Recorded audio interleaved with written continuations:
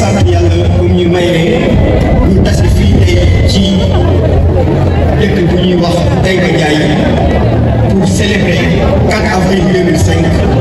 mu xam ne mooy 65e anniversaire bi nga xam ne suñu dëkk moom la boppam. loolu nag dafay ànd ak ay festivités ay xumb-xumb waaye nag bu tere ñu fàttaliku suñu bopp fàttaliku aussi li nga xam ne mooy suñu dëkk li mu traversé. li nga xam ne moom lañ war di fàttaliku mooy ñi nga xam ne ñoo joxe seen deret joxe seen bakkan pour que tey jii ñu doon fi di célébrer lii nga xam ne mooy fekk mën nañ ci tudd les héros nationaux comme Lat Dior Ngoné Latyr waaye mën nañ ci tudd Alboury Ndiaye waaye mën nañ ci tudd ki nga xam ne mooy Aline Sitoé Diatta ñi ñu xam ñi ñu xamul ñi ñu tudd ñooñu ñëpp ñoom ñoo joxe seen bakkan pour que tey jii ñu toog di célébrer li nga xam ne mooy fekk 4 avril ñooñu nag ñoo tax tey jii ñuy fecc Barawàcc ñoom ñoo tax tey jii ñuy woy ñaari fan alors li nga xam ne mooy 4 avril nag fàttaliku la fàttaliku boobu dafay permettre ñu célébrer li nga xam ne mooy liberté bi ñu am waaye day permettre ñu célébrer ñi nga xam ne ñoo tax ñu am liberté bi muy l'armée nationale waaye aussi di célébrer ñi nga xam ne ñooy ndaw dëkk bi. ci loolu dinañu rendre hommage bu am solo mooy ñi nga xam ne moom la ñu tuddee takk der yi ñooñu nag yàlla dafa dogal ñoom ñoo ñuy aar ñoo ñuy surveiller bu ñuy nelaw ñoom ñooy toppatoo suñu sécurité kon nag tey jii nga xam ne bésu 4 avril la bés boobu ñoom lañ ko jagleel alors que il est normal que ñu rendre hommage appuyé waaye ci wetu force de défense et de sécurité yi dinañu sargal nga xam ne ñooy ndaw nga xam ne gis nañu leen fii ci défilé bi tey ñu défilé bu rafet défilé bu am jom défilé boo xam ne bu ñuy fàttaliku waaye ñu bañ a fàtte rek ne jamono ji ñu nekk dafa am lu nga xam ne suñu dëkk da koy jànkuwanteel ñu koy wax le terrorisme te gis ngeen li xew ci boor yi nga xam ne dëkk yi ñu xam ne ñu wër kon nag loolu bu amee ñu gis suñu réew gaz gis yi pétrole kon nag dafay laaj armée bi am taxawaay beneen taxawaay bu bees taxawaay bu bees boobu nga xam ne moom la armée bi am terew mu fàtte démbam waaye nag dafa fekk ne xotee bi bala ngaa lakkale kon nag gannaaw li ma wax loolu yëpp ay menaces la donc armée bi tey jii dafa tourné ci li nga xam ne mooy développement technologique ak industriel li nga xam ne foofu la jëm d'ailleurs thème ren bi mu ngi dugg vers une souveraineté technologique et industrielle des forces armées loolu mooy armée bi lépp luy xam-xam ak lépp luy xarala daf ko war a def nga xam ne moom moo koy mën a jëriñ loolu nag boo ko gisee ki nga xam ne mooy kilifa réew mi le président Bassirou Diomaye Diakhar Faye moom moo joxe thème boobu di invité armée sénégalaise pour ñu jëm ca kanam yokk xam-xam bi yokk xarala bi ba nga xam ne dinañu mën a dégg bépp menace boo xam ne ñëw na waaye suñu biir réew dinañ ko aar suñu frontière aar suñu alal waaye aar suñu jaww ji ba nga xam ne benn menace boo xam ne du yàq réew mi la du mën a egsi ci jamono bi nga xam ne réew mi li ñuy wax autoroute de l'information maanaam ay internet ak li nga xam ne mooy cybercriminalité di def ay ñaawteef di ko jaarale ci internet ak ce qu'on appelle les attaques terroristes ak ñi nga xam ne dañuy sàcc di jàll ay frontières ak di def naka su dul noonu ci diggante ñaari dëkk loolu yëpp armée bi pare na pour jàkkaarloo ñoom te dégg ko te ànd ci ak ay matériel yu bees tax loolu nag bu ñu koy def Sénégal dugg ci pour tabax armée bu bees armée boo xam ne dafay téye lépp lu nga xam ne xaral la loolu dafa war a fekk nag nit ñi nga xam ne ñoo nekk ci réew mi nekk ay nit ñoo xam ne gëm seen réew ak nit ñoo xam ne ñoom ce qu'on appelle un comportement citoyen waaye nit ñoo xam ne ay discipliné ay nit ñoo xam ne yow engagement ci seen réew ba nga xam ne lépp lu réew mi yëkkati loolu nag boo koy gis nag alors daf ñuy permettre li nga xam ne xarala na yëpp nga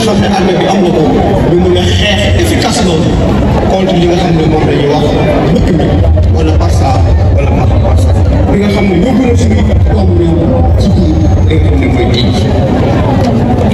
suñu dellusee ci li nga xam ne moom lañ fi tudd tey muy cérémonie 4 avril bi nga xam ne def nañ ko fii ci Taïba Ndiaye ku ne gis nga tey défilé bi que défilé haute facture maanaam défilé boo xam ne défilé bu mucc ayib boo xam ne doomu arrondissement Méouane waaye doomu commune Taïba Ndiaye dinañ ko fàttaliku ay at ndax di gis nañ défilé bi inclusion bi nga xam ne am na ko boole bi nga xam ne boole na ko ñi nga xam ne ñoo nekk ci arrondissement bi gis nañ fi ñi nga xam ne ñooy élèves yi ñu défilé avec beaucoup de fierté gis nañ aussi ñi nga xam ne ñooy anciens combattants yi nga xam ne ñoom ñoo fi toogal ñi nga xam ne ñoo doon xeex dëmb pour Sénégal moom boppam waaye gis nañ fi aussi ñi nga xam ne ñooy les troupes théâtrales wala les troupes cosaan ñi nga xam ne dekkal nañu cosaan tey waaye gis nañ aussi ñi nga xam ne ce sont les mouvements à foulard qui ont défilé également avec beaucoup de fierté le bus de 3 wax dëgg yàlla wane na ñoom mbir mi seen biir waaye gis nañ aussi des agences privées même de sécurité comme Falcon ñoom it jël nañu part ci défilé bi bref défilé bi daal nekk na défilé bu neex défilé bu mucc ayib loolu nag buñ ko mënee am dafa am ñoo xam ne ñoo jàpp ci bés bi loolu nag dinañu cité ñi nga xam ne ñoom ñooy en fait déjà ki nga xam ne ba yëf yi tàmbalee ba léegi moom moo yor li nga xam ne leader surtout préparation défilé bi yëpp muy ki nga xam ne mooy monsieur Cheikh Tidiane Sow nekk adjoint sous-préfet bu Méouane donc depuis le 6 mars comme ni ko ngeen di waxee la ñu ànd def li nga xam ne mooy CD pour lancer li nga xam ne mooy défilé waaye boobu léegi noppalu moom ak équipe di ko jàppale il faut rendre à César ce qui lui appartient moom su mënee tey def lii yëpp tey déedéet dafa am benn équipe bu am doole boo xam ne ñoo nekk ci ginnaaw kon nag à travers lui maa ngi gërëm maa ngi sant le comité d'organisation su ma waxee comité d'organisation bi rek mooy comité d'organisation bi ñu yaatu bi kon nag ñoom def nañu liggéey bi mucc ay ba tax ñu am fi tey défilé bu mel nii waaye comme ni ma ko waxee boo défilé bu neex gannaaw coaching bi gannaaw organisation bi dafa am lu nga xam ne nag moom mooy suuxa défilé bi te loolu ñi nga xam ne mooy les autorités territoriales de l'arrondissement ñoom ñoo ko yem ñu commencé ci ki nga xam ne mën ko lim mooy borom dëkk bi le maire de la commune de Taïba Ndiaye monsieur Assane Ndiaye qui nous a très bien accompagné waaye ay naataangoo maire comme moom maire Darou Khoudoss maire Méouane maire Mboro ñoom ñëpp ku ci nekk jàpp na ci bés bi bu bés bi gën a taaru nii kon nag à travers ma voix maa ngi leen di remercier surtout arrondissement bi ci liggéey bu rafet bi nga xam ne ànd ngeen di ak ñun. C'est mémoire en hommage à nos héros disparus tels Lat Dior Ngoné Latyr Diop, Alboury Ndiaye ou encore Aline Sitoé Diatta, qu'ils soient également d'autres connus ou inconnus qui ont eu à payer de leur personne la résistance à l'oppression, à la colonisation ou la défense des valeurs de liberté et de démocratie. Ces valeureux fils et filles du pays, tombés sur le champ de l'honneur,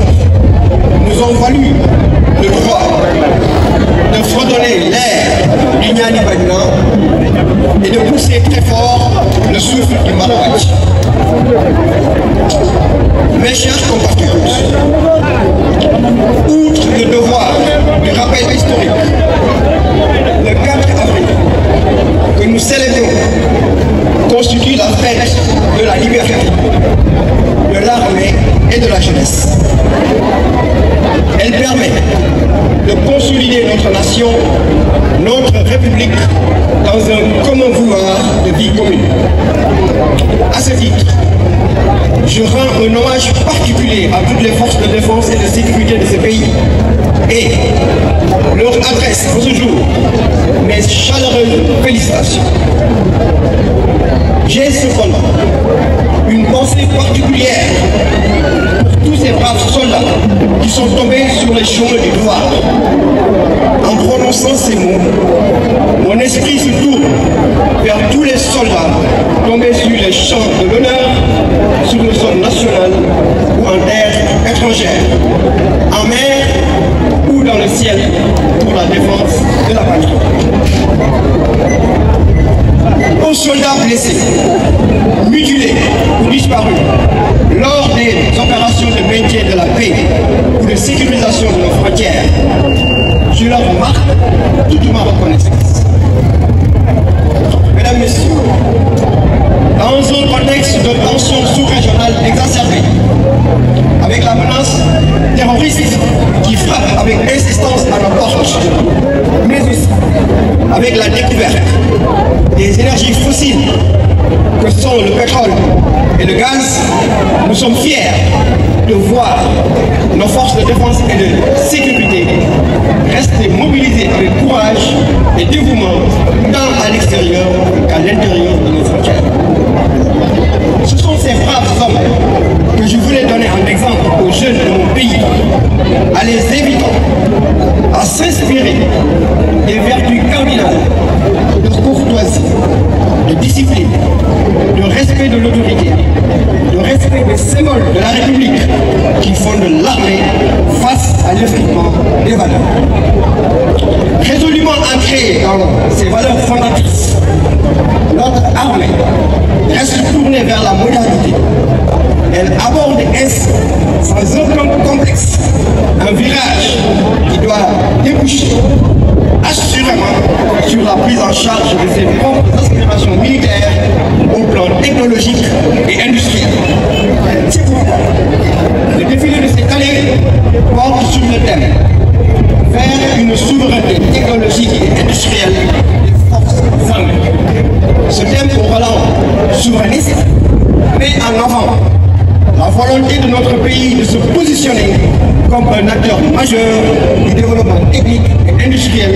notamment dans le secteur de la défense nationale. L'objectif ici peut être résumé à la réduction de la dépendance de notre pays vis-à-vis des technologies étrangères et favoriser l'émergence d'une industrie de défense nationale compétitive. De plus, la souveraineté technologique et industrielle de notre armée va garantir l'indépendance du pays en matière d'équipement et de systèmes de défense, en plus d'explorer et d'élargir le tissu industriel national et se positionner comme un acteur dans le domaine de la défense, dans la sous-région, en Afrique et dans le monde. Ceci constituera un pas de plus vers l'autonomie et la modernité en accord avec les enjeux contemporains de défense et de souveraineté nationale. Dans un environnement de plus en plus hostile, marqué par la globalisation, l'accès facile aux autoroutes de l'information, la cybercriminalité, les attaques terroristes, le banditisme transfrontalier, les forces de défense et de sécurité ont un rôle avant-gardiste de préservation des citoyens et du territoire national par des moyens militaires de dernière génération issus de l'innovation technique et du génie industriel sénégalais. Mesdames, Messieurs, tous ces efforts pour construire une armée à la pointe de la technologie doivent être sous-tendus par un élan patriotique, un comportement citoyen, une discipline sans faille et un engagement à tout point de vue pour la cause nationale. C'est seulement dans cette dialectique que nous pourrons combattre avec efficacité l'immigration clandestine, autrement appelée Mokumi ou encore Barça ou le Barça, qui a fini par engloutir une frange importante de notre jeunesse dans le ventre de l'Atlantique. Mesdames, Messieurs, revenant à la cérémonie du jour, je ne saurais terminer sans féliciter tous ceux qui ont eu à participer activement à la préparation de ce défilé, avec à leur tête l'adjoint au sous-préfet de Mewan, M. Cheikh Sow, que je vous demande d'applaudir fortement. Mais aussi toutes les bonnes volontés qui ont, par leur contribution significative, permis de réaliser cette belle fête. Je citerai parmi eux M. Hassan Ndiaye, naturellement maire de la commune de Taïba Ndiaye, à du Seigneur, lui qui accueille aujourd'hui. Et avec lui, je citerai les maires des communes de Darou Khoudoss, de Meouane et de Mboro pour leur appui déterminant à la réalisation de cette belle cérémonie. À ces autorités territoriales, j'y ajouterai les industries extractives évoluant dans le périmètre de l'arrondissement, à savoir les ICS, la GCO, et avec elles, les exploitants des carrières qui ont bien voulu nous accompagner. Tuyan, Tanor SA, Mirzal, Silica Granula, etc. J'y joins également l'ensemble des partenaires, Parc éolien, Sénénergie, Aquatec et bien d'autres, qui, de près ou de loin, ont contribué à rendre cette fête magnifique. Les bonnes volontés, y compris, qui ont répondu spontanément à notre appel. Je n'oublie pas les chefs de village pour leur engagement sans faille à nos côtés, les conseillers, les secrétaires municipaux pour leur accompagnement durant la phase de préparation, les enseignants naturellement, les mouvements à foulard, les personnalités religieuses, bref, toutes les composantes de l'arrondissement de Meouane. Aussi, je tiens à féliciter chaleureusement les anciens combattants, les hommes de troupe, les récipiendaires, les défilants, la jeunesse, les femmes, les élèves, les daras et tous ceux qui ont eu à nous gratifier de nos spectacles. Last but not least, je remercie toutes les populations de Taïba Niane. gannaaw bi nga seetaane vidéo ba pare ñu lay ñaan nga bës fii ñu bind j'aime bu fekkee gën nga ci chaîne bi nag bësal fii nii ñu bind s'abonné après nga activer cloche bii nii mën nga tamit wax sa xalaat fii nii si commentaire yi lii nag doo ci fay dara te dina tax